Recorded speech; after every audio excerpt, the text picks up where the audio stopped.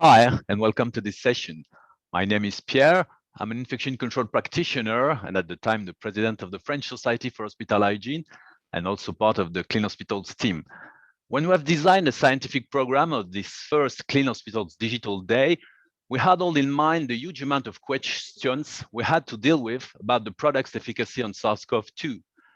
At this occasion, we realized that it's useful to have good national, or even better, international standards to validate the efficacy of a disinfectant on a given virus. In Europe, many have learned the expression EN 14776, and it's a good point. But behind that, we have all realized that the knowledge of many was really limited. Even though the efficacy challenge was not that high for this virus, we have seen in the community and sometimes in nursing home a lot of new products claiming virucidal efficacy under something more or less close to the standard. So for us, it was crucial to address this topic today to better understand what is the standard of efficacy, how the process has been built in Europe, and how, as an expert in the field of infection control, or just as a product user, you can take advantage of it. The title we choose for today's lecture is the one of a nice European statement published in 2020 in Eurosurveillance with an Ecolab expert among the authors. At the end of presentation, we'll have a Q&A session. Some questions have already arrived and will be addressed, and feel free to send any other during the lecture. So it's my privilege today to welcome Ellie Wishart from the Ecolab company as our lead speaker. Ellie is responsible for the real-world evidence for Europe and has been involved in the provision of infection prevention solutions to healthcare facilities with Ecolab. She began her career as a microbiologist, providing consultation in clean room management and expertise in European normative efficacy testing, a role that developed into leading scientific affairs, firstly in UK and Ireland, then moving to her current European role. Ellie serves as a liaison to professional healthcare organizations such as the HIFIC, the IPS, or the HIS. Ellie has now a long experience in cleaning and disinfection and hand, skin, and environmental hygiene. She has been involved in the POPs initiative around hand hygiene and then in a Clean Hospitals project. Since its beginning, Ellie has always been very supportive and proactive in building the new way of dealing with environmental hygiene.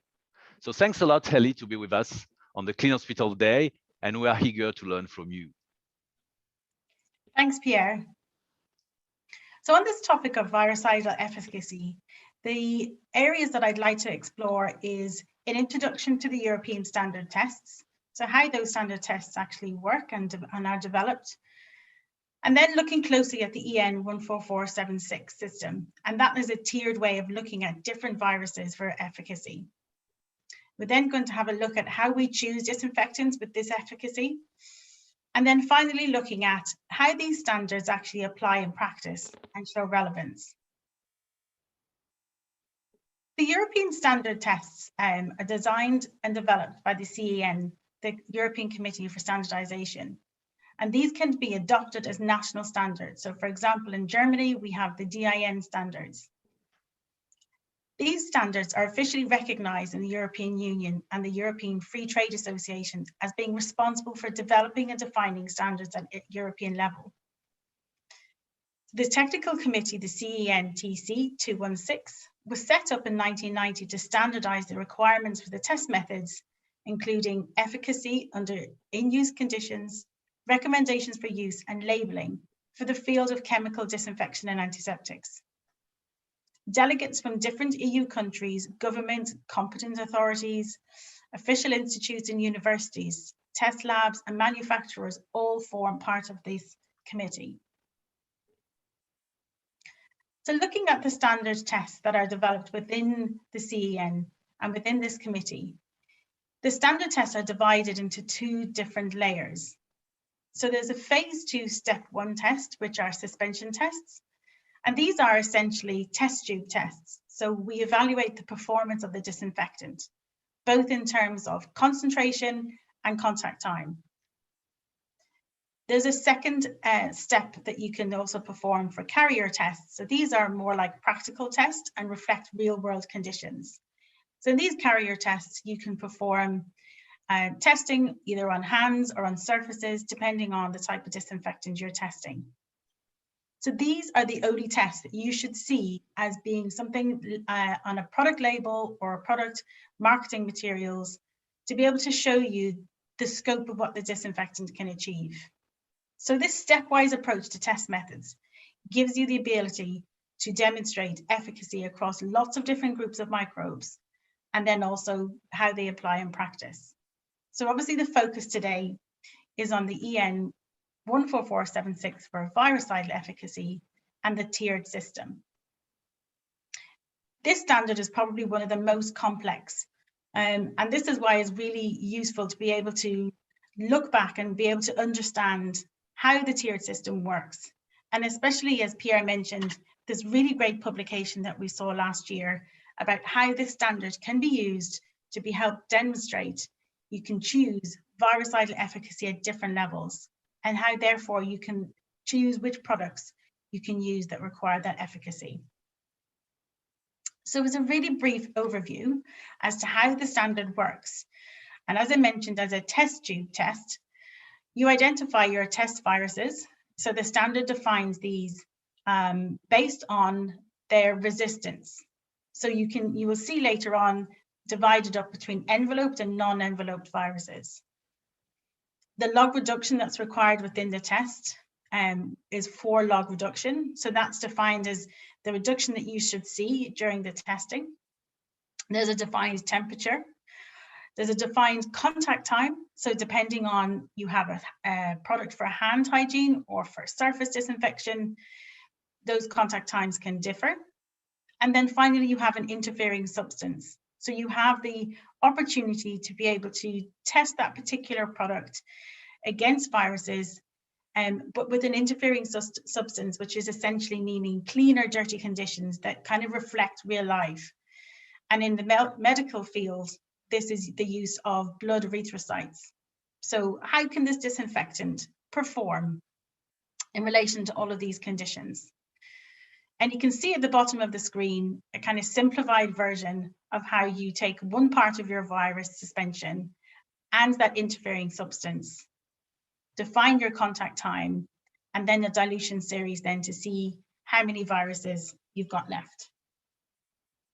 So as I mentioned, the EN 14476 has a tiered system, which is sometimes a little bit complex to understand. So hopefully these 3 little umbrellas can kind of demonstrate to you how they work. So the larger umbrella covers more viruses that are difficult to kill, and that's our non-enveloped viruses. And as you go down to the umbrellas underneath, you can see that moves down towards enveloped viruses. So the higher tier covers the lower tiers, as depicted. So as you move from virucidal, you can see the chosen viruses that are represented there. And these are the surrogate viruses, the viruses that are chosen to demonstrate efficacy against non-enveloped viruses. So you have poliovirus, adenovirus, and norovirus. If you look at the limited spectrum umbrella, you can see to demonstrate that level of efficacy, you have adenovirus and norovirus. And then finally at the bottom, for enveloped viruses, the vaccinia virus. So envelope viruses probably have the most relevance for healthcare. So if you think of blood and body spills, essentially a lot of those viruses would fit into that grouping. Again, with the limited spectrum viruses, you could consider all the gastrointestinal viruses. So if you're trying to decide how a product can demonstrate its virucidal efficacy, you can see which level of claim it is stated on the label. So if it's claiming to have an enveloped viral efficacy, limited spectrum, or a fully virucidal efficacy, you can understand all those levels and what they mean. So that main big claim for virucidal efficacy will contain all those underneath. But if we look closely at what those enveloped viruses actually are, so starting at the very bottom envelope, bottom umbrella and looking at enveloped viruses, these, as I said, are ones that cause bloodborne infections like hepatitis B and C, HIV, viruses causing respiratory infections, so human coronaviruses, influenza virus A and B, the viruses causing other infections such as the herpes virus, EPV, and the varicella zoster virus, and finally viruses causing travel-associated or vector-borne infections. So these are all the types of viruses that would be covered under that bottom umbrella of enveloped viruses. And so during the pandemic, when we were looking at how do you demonstrate virucidal efficacy, how do you demonstrate that your product or a product you're going to choose has efficacy against coronavirus, you could see that the enveloped virus claim would include coronaviruses. Moving up then into the virucidal efficacy with limited spectrum. So this claim would cover all of the previously mentioned viruses that I've just shown, but then also then include the viruses causing viral gastrointestinal viruses, respiratory infections, and other viruses that essentially are identified and represented by adenovirus and murine norovirus in the testing. So they are the two non-enveloped viruses that have been chosen to represent this level of virucidal efficacy. Enveloped viruses are generally more susceptible to disinfectants than non-enveloped viruses. So that's why you see that sequential phase and the tiered approach. And then finally, at the very top, the virucidal efficacy claim at the very top umbrella would include all of the previously mentioned viruses, but then other gastrointestinal viruses such as adenovirus and other virus infections, enterovirus, for example. So that really sits at the very top of that claim. So most relevant in healthcare is that limited virucidal efficacy and the envelope virus efficacy. So the tiered system is kind of explained in those three different levels. And the tiered system allows you to have a product that can claim against those three different levels. So hopefully that can demonstrate to you how you'll be able to identify which viruses would fit into which different claim. And the premise really of the publication that we mentioned by Maren Eggers and her group in looking at this is to be able to say, we have a novel coronavirus, it's never been tested before. How do we know products are actually efficacious against this? Well, this is why these standards exist. So they have representative surrogate viruses that have been chosen for their resistance to be able to demonstrate those three tiers of efficacy. So when it comes to actually choosing disinfectants, what do we consider and how do we determine based on virucidal efficacy the right product for the application that you need? So looking at how products are requiring their testing, we can't just rely on concentration of an active ingredient alone. So for example, we saw a lot of recommendations during the pandemic about having an alcohol-based hand rub containing at least 70% alcohol. And that's a good benchmark to start with. And it gives you an idea of the type of products you should be looking for. However, you do need robust testing standards to be able to test these products. Because disinfectant and antiseptic products are really complex formulations. So as well as that active ingredient, they will have surfactants, gelling agents, skincare ingredients. So depending on the application of that disinfectant, whether it's for hands or for surfaces, that's really important. So you have to demonstrate that formulation can provide the efficacy that you need. So this is why testing standards are needed, and this is why we test these products. So testing on the formulation is something that's really important. But how then can you determine the product efficacy for specific viruses? So obviously this was a big question about whether products had efficacy against the SARS-CoV-2 virus. So there's an urgent need to determine if these products had efficacy against a virus we've never seen before. So what we were able to determine and understand as a coronavirus is an envelope virus, and therefore we could look at the tiered system of the standard and understand that efficacy against envelope viruses is what we needed. So in that tiered system and testing for the enveloped viruses, we would test against vaccinia virus, and that's the chosen surrogate virus. So we were able to determine if efficacy had been demonstrated for products against vaccinia virus, representing those envelope viruses, we could be assured that it would have efficacy against coronavirus such as SARS-CoV-2. But when we think about these standards, it's also really important because they determine how products are registered and how products are actually made available.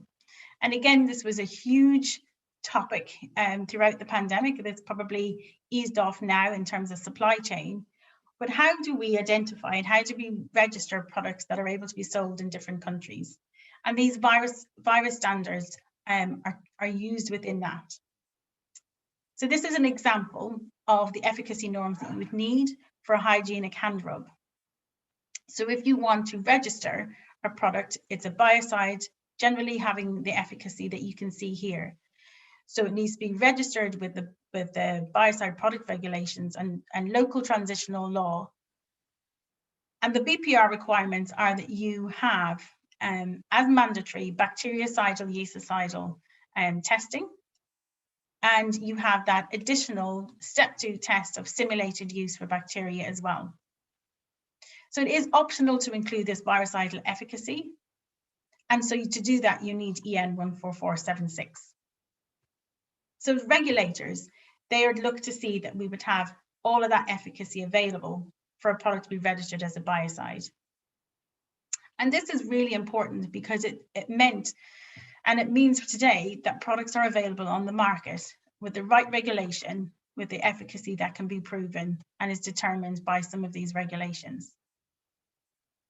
So something that I worked on during the pandemic is being able to allow people to understand how these requirements for efficacy, but also other elements of products that was important to try and determine how do you choose the right product for you. We saw a huge increase in suppliers, a huge increase in different types of products. But what essentially would you be looking for? So efficacy is one of those. And this is a pictogram we developed at Ecolab to be able to decode a bottle. And it determines, as well as efficacy, other elements that you must have on the label and other things to watch out for. So it kind of gives you an idea of looking for a biocidal product that has labeling with the word active to demonstrate the active ingredient and making sure the concentration is stated there, the hazard and precautionary statements, information on contact time, and other things that shows that that product has been registered. Other things that we were looking out for is being careful to understand that cosmetic products are not suitable and cannot demonstrate efficacy. So sometimes you see that cosmetic symbol and some misleading claims and no expiration date. So it's an idea of being able to demonstrate choosing a disinfectant is sometimes quite complex, but being able to break down some of the details on a label, which is what a lot of people get to see, and then including that. So efficacy is definitely one part of that, but all of these other areas are kind of crucial as well in terms of how you would then know how to understand and choose a product. So an important piece of the EN standards is really understanding how they're relevant for practice. So as I've explained with the EN 14476, it's quite a complex standard. How do we know what information we glean from that in terms of the testing that's done? But how does that apply to you in practice? So looking at a contact time, and as I said, you will see this on a product label alongside efficacy testing. But what does it actually mean? So contact time is an indicator of the strength of a disinfectant. So it demonstrates the range and scope of that efficacy. So you will see in a label, in addition to virucidal efficacy, all of the other microbes are there. So depending if it's a bactericidal product as well, if you have sporicidal efficacy too, that will be on the label. But what can you actually take from that? But it means that you can demonstrate how that product works in that suspension test. But taking the example of surface disinfection, we sometimes see longer contact times that don't make sense to us in terms of how does it work in practice. But what we do know is that you don't need to re-wet a surface in practice. So with the suspension tests and the data that we generate from those, we often see that when followed by the practical test, we know those practical tests result in much shorter contact times. So for surface disinfection, this is also often demonstrated when you have testing for bacteria. So you have a particular suspension test, EN 13727, and then a practical test where you can test a wipe on a surface. And that can demonstrate real world conditions, and generally you see contact times that are much shorter. But what you would look to do and what you would look to glean from a contact time on a label is you disinfect a surface, you apply it once and you leave it to dry. Microbes that remain on that surface will continue to die off as the molecules of disinfectant are being absorbed by the microbe. So think this in terms of how efficacy standards work often causes confusion. How do we choose it? How do we choose a disinfectant? And is a contact time for a suspension test really what we should be doing in practice? It's a different aspect when you look at hand hygiene, because for hand hygiene, contact time is extremely important, and you keep your hands wet for that recommended 30 seconds. So there's two different ways of looking at it, depending if your disinfectant is used on hands or if your disinfectant is used on surfaces. But if we look at the future of virucidal efficacy standards, today I've described to you the suspension test, the EN 14476. But looking at the next step in that sequential phase of the phase 2, step 2 standards, where these are used to inform practice and demonstrate practical application, there's some work going on in the hand hygiene and environmental hygiene standards to be able to develop these. So in hand hygiene, we have a standard in development, the 17430, and this is a hygienic hand rub test that will reflect existing standards. So one tested on hands using norovirus. So this will use, again, a surrogate murine norovirus S99, which is a non-enveloped and non-pathogenic virus. And as this is more resistant than enveloped viruses, this would give you that limited and virucidal efficacy that you need. So this is the next development on from the EN 14476 as it's tested on hands and shows you practical application. In environmental hygiene, we have a white standard in development for viruses, but it's at least 2 years away. And we have to consider we cannot test poliovirus on surfaces. So this is a consideration in environmental hygiene that for now, the EN 14476 remains the most relevant test for us and the most relevant for all viruses can be tested. So all of those three layers or all those three umbrellas that you previously saw. So I just wanted to give you an idea of where the future is going in terms of looking at practical examples, but also reinforcing that the 14476 test is critical, it's here to stay, and it's a way of being able to demonstrate those layers of virucidal efficacy. So just thinking about why virucidal efficacy is so critical right now. It felt really critical in the height of the pandemic, but just remembering that we are still in the grips of this global pandemic. So virucidal efficacy for products is still really important for us to be able to demonstrate that products have efficacy that would include envelope viruses such as coronaviruses. We're also facing a winter where we don't know what the flu virus will be like. So we're facing a winter where we could have two competing viruses, two competing respiratory viruses, and we don't know how severe that will be in the population right now. In children, we're seeing an increased rates of RSV and bronchiolitis. So I remember this time last year when we were talking about the winter that was facing us, these viruses just were not around. But this winter, we've seen a huge increase. Norovirus is also becoming a big issue this winter. So even more importantly, recognizing that the products that we're using for hand hygiene, for surface hygiene, must have virucidal efficacy in order to keep our patients safe within hospitals. But also when you think how much we're using hand hygiene outside of healthcare, it's really crucial for public safety as well. So you may have seen some of these types of headlines recently, where this is kind of becoming much more on the agenda for the public about the type of winter that we're facing and what we will be looking at in terms of viruses that are going to circulate within the environment.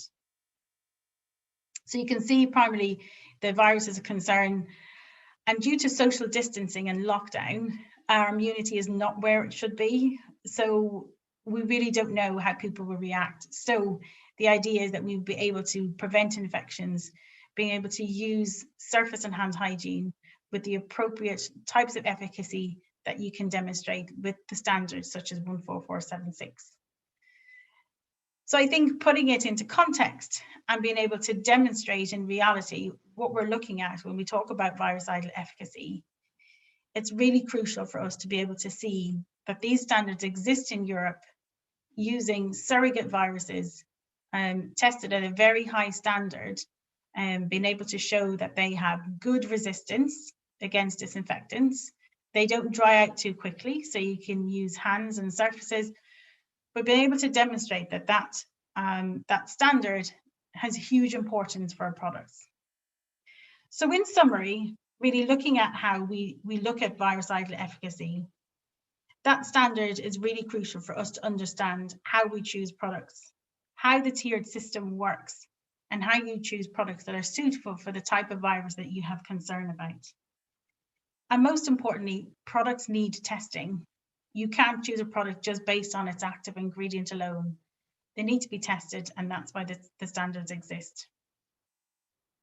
So with that, I've reached a little bit early, the end of my session, but definitely welcome any questions that you would have around the virucidal efficacy. Thanks a lot, Heli. It was a great and bright lecture. It's never easy to speak with simple words of such a complex things that is normalization, because you hear Heli, it's very fine and clear. You read the standard, it's much harder, a little bit more trickier.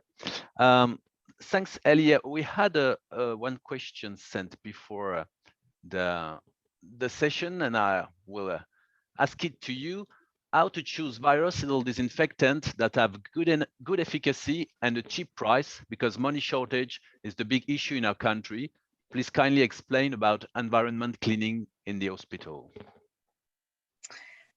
Very good question. And I think, choosing the right product is quite difficult. But I would definitely say choosing products that can demonstrate efficacy is one part, but they also need to be safe. They also need to be easy to use, because the investment that you put in choosing and paying and buying products, you need to be able to get the best value you can for that investment.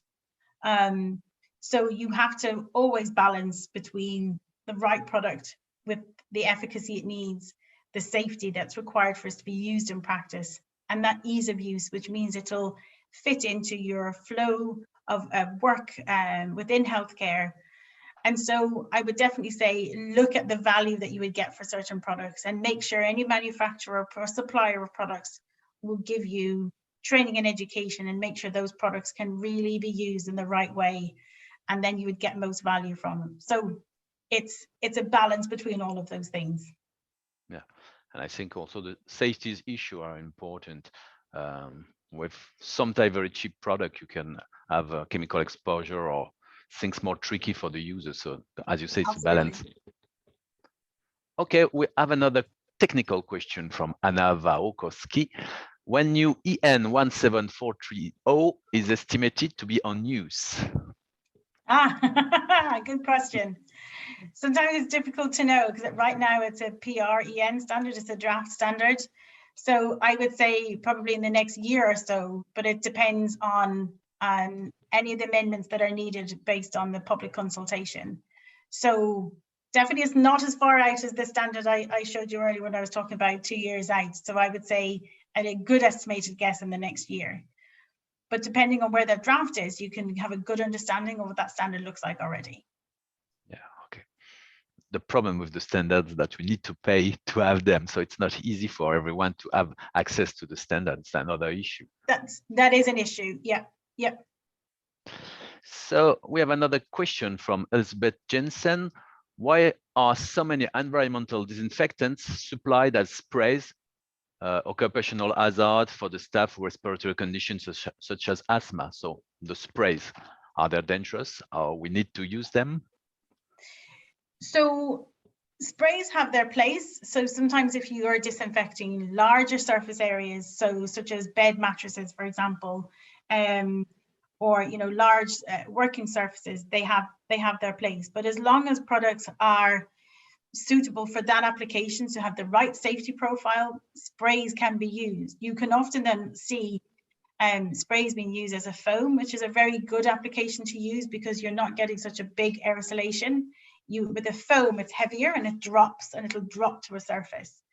If you are using sprays, often what's good to do is actually spray the cloth and then wipe a surface as well. So rather than doing lots of spraying across a big surface, you can spray a cloth. So it depends on the type of one that you use, but if it's applicable for the application, it can be useful. We can also say that occupational exposure is linked to professional behavior and the way they use the product. If you have a detergent disinfectant, even in a spray bottle, you can spray it on a wipe, not in the air, and then apply it. It's not risky. If you need to spray a disinfectant in a wall piece in the air, you need to have a respiratory protection to protect you from the chemical vapors. So it's all about being protected and doing the right things at the right moment. Absolutely. So we have a wider question for Michael Boxman. What is your opinion about the using UVC light for medical surface disinfection rather than chemical disinfectants, considering that the UVC system is medical certified for use on medical items? So Any vision? Use of UVC definitely has its place. What you have to remember is that you have to clean and disinfect to a certain degree the surfaces before you start UVC. So you have to ensure that physical clean of those surfaces has been carried out. But UVC is a great adjunct to areas where you feel it need additional disinfection. It has great efficacy in short contact times, and also it's safer and easier to use than other room decontamination. So I definitely say that there's a role for it, but you have to consider that surfaces need to be cleaned first. So it's not a magic bullet, but there are great ways to be able to demonstrate the efficacy of UVC in whole room decontamination. So especially in operating theatres, it's a great way to be able to decontaminate a room quite quickly, but you have to do the groundwork first, and that cleaning step must happen first. And maybe in addition, as we are at a standard session, what we missed a little bit for UVC efficacy is an international or national standard of efficacy, because it's the basis to select a product, to compare them. So we have a lot of interesting and obviously in some way efficient products, but we need to compare them. I've just discovered that in France, we have a pre-standard AFNOR spec that has been released during the summer. So I'm trying to buy it. I don't know what is inside, but I think it's the future. And it's the idea of clean hospitals also too. If you want to have a new technology, you need to have a standard to assess the quality, for consumers to say, yeah, it's okay with the standard, so I trust it, and eventually to compare the level of efficacy. But I think it's very important, and it's not easy to make. And I think in this field, we need to develop standards, and it's on the way in France, but we need to go further. They take time. So there's also a UK standard in development. So that's out for consultation, out for the draft for questions I've seen. To be adopted then as EN standards, that will happen. So I know at the EN standards, the SEN committee level, they're being considered. In the meantime, we do have a couple of years maybe to wait until we have a full standard. So, if you're looking at that type of technology, there are ways of being able to demonstrate and assess how those products work, and you can use dosimeters to see if the UVC has been supplied to the surface you're looking at. But yeah, standards are needed. They just take time. Thanks, Ellie. We have another question from Claire Koshravi. What about EN 16777? What is your view? So this is a very specific standard for application by spraying. So it has limited use, I would say, in healthcare, because the application would be spray, and there's no mechanical wiping of surface included in that standard. So I do feel its application is a bit limited, because there'd be very few occasions where we would have a medical device or a surface that you would want to spray and not do anything else with. The combination of using a disinfectant and a mechanical action with a wipe, they will work both best together. So, you know, the fact that they have a standard that looks at spraying alone is limited in my view in a healthcare setting. Thank you. It's always another step in the vision of the efficacy of a disinfectant, because it's on a real surface. So it has some additional vision, even though the spectrum is limited, as you have said, poliovirus is not usable on surfaces, but it's also interesting. Another question from Nicole Wenzel. Isn't it critical to combine a disinfectant with a non-defined wipe, as the active ingredient could bound the wipe material with the risk to reduce efficacy of the disinfectant, and the whole disinfection procedure thus shouldn't be RTU wipes used instead of moistening a wipe with a spray disinfectant? I let it to you, Heli. So there's definitely an understanding that a disinfectant and a substrate of a wipe interact. So there is a definite understanding that sometimes you would get binding of that disinfectant into the wipe, and it does affect how it can work. So there is, you know, sense in thinking, let's have impregnated wipes where we are looking at that. So you'll be able to demonstrate that wiping a surface and how well it works, because you have it combined together already. There is a consideration when you look at the suspension tests, that if you're testing a wipe product, the disinfectant should be squeezed off that wipe and then tested, because you get that interaction, you get that understanding of how they work together. So it is definite something to consider. And so where you have impregnated wipes, you can see and test that interaction. And a suspension test, you can squeeze the liquid out, which takes a few wipes to do, but you can do it. And that's a good way to test, because it shows whether there is that interaction there. It's not easy to define the perfect standard. We have a bactericidal standard for medical devices using the wipes, but it's the product of the wipes and not the real wipes. It's standard wipes which is used. So, but it's one step, and maybe, and it's always possible to use a standard and adapt it to your own wipes. It's another thing that an industrial could do. Yeah, you can. Okay, we have not new question at the time. Ellie, you have perfectly described what we could search on a bottle of disinfectant to make a difference between what could be a good one and what a product you could get rid of it directly. Have you any idea of what is tricky in the reading of results of standards evaluation? I have in mind the duration. You have spoken about the duration, but for people, you need to know that for surfaces, if it's a high touch surfaces, your product should be efficient within 5 minutes, and it's another surfaces, it could be efficient within 60 minutes. It's not the same at all, but sometimes you will find 30 minutes, and if people are not aware of that, it's a little bit tricky. It is, and I think this is where an understanding of what the suspension tests are and what the practical tests are and how they relate to real life. And it is possible to have suspension tests with those longer contact times, like you mentioned, 30 minutes. But in those suspension tests, we're not saying in real life that surface has to remain wet for 30 minutes. So that's why it's really good to understand how the standards apply in practice. And actually, in a suspension test, you may see 30-minute contact time, but when you use the same product and test it in the wiping test, you will see that it does perform and it does provide that log reduction you need in a shorter contact time. So it's that understanding. Suspension tests are testing the scope of the disinfectant. So you test against a range of different microbes to test for the strength of that disinfectant.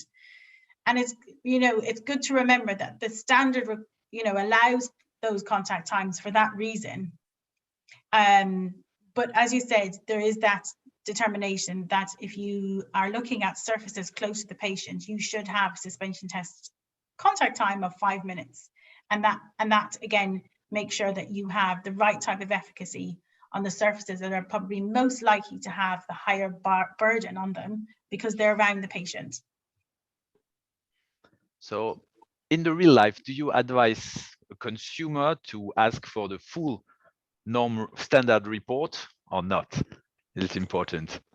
It's tricky, right? Because a lot of the products that we see in healthcare are professional use, and normally you have professionals who can look at the choice of that disinfectant based on what's on there. So you should have that knowledge and responsibility within your infection prevention teams and your procurement team who can say, okay, there's testing standards, we can compare products and we can make the right decision.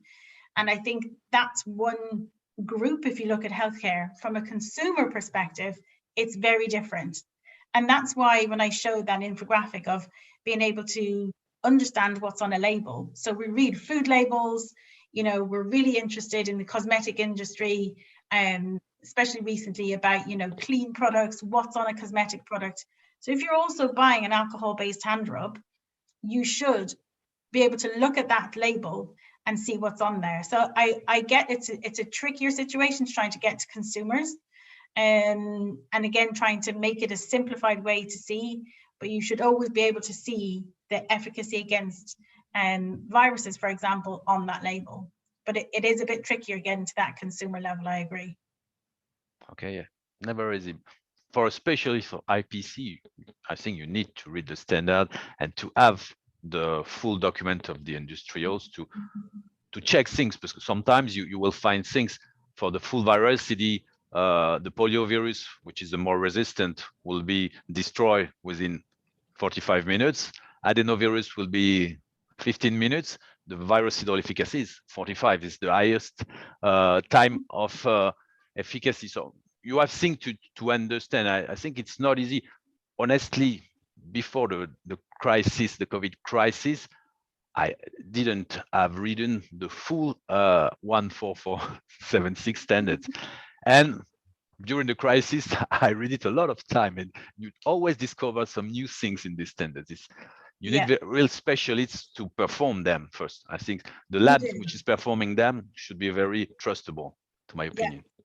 So it is definitely much more complex than any of the other standards because of this tiered system. But hopefully, I can demonstrate today how to decipher it. But it's definitely quite complex, that standard. We have another question from Irene Astrinaki. NADCC tablets or hydrogen peroxide as disinfectant for ICUs in endemic situation of gram-negative bacteria. What's your vision, Ili? So NADCC tablets are essentially chlorine-releasing tablets. So using chlorine in the environment in healthcare is suitable, very suitable, in the fact that efficacy is there at 1,000 parts per million, and you'll get a really broad range of efficacy at that concentration. Chlorine gets a lot of bad press. I think when we talk about liquid bleach is a little bit different, but NADCC has good material compatibility. It can be an easy and straightforward way to be able to obtain chlorine in a solution. So you dose a tablet in a certain volume of liquid. But I guess using any chlorine-based disinfectant, its success depends on how well educated and well trained the people are that use it. They can smell strongly, and you need to make sure that people use it correctly. So it definitely has its place. And I think what we're trying to do is develop products that, have good efficacy like chlorine, but maybe are a bit easier to use. But I think NADCC has good efficacy, good material compatibility, and can be used safely and easily as long as the people who are using it are well trained. In France, according to the product with solid tablet to dilute, we had some problems of the final concentration of the product. So we are not very in favor of that in France. We use more liquid bleach diluted, but maybe it really depends on the quality of the product. It does, and I think you have different practices in different countries. So there are certain European countries that NADCC is used a lot. So the UK Poland, for example, are big users of that type of product. In other countries, they choose different active ingredients for whatever reason, or like you say, they choose not to use a tablet form, they prefer a liquid concentrate. So sometimes it's country specific. Okay, and the second part of the question, hydrogen peroxide. Oh, hydrogen peroxide. So hydrogen peroxide you can use in different applications. So you can see hydrogen peroxide, for example, high-speed hydrogen peroxide at low levels being used in wipes, for example. So well-balanced formulation used in wipes can be extremely effective, and you don't get the material compatibility and safety issues that you get with higher concentrations of HPV. And as we know, HPV can be used at higher concentration for room decontamination, which is very technical, very, very effective, but you need well-trained people to be able to isolate those rooms and take the time that's needed. So it definitely has its place, but in different applications, low levels in wipes and then higher levels in room decontamination. So thanks a lot again, Ellie. It was a fantastic session. We arrive at the end of the time. We need to move to another session. So thank you, let's follow the day. Thanks and bye, Ellie. Thank you.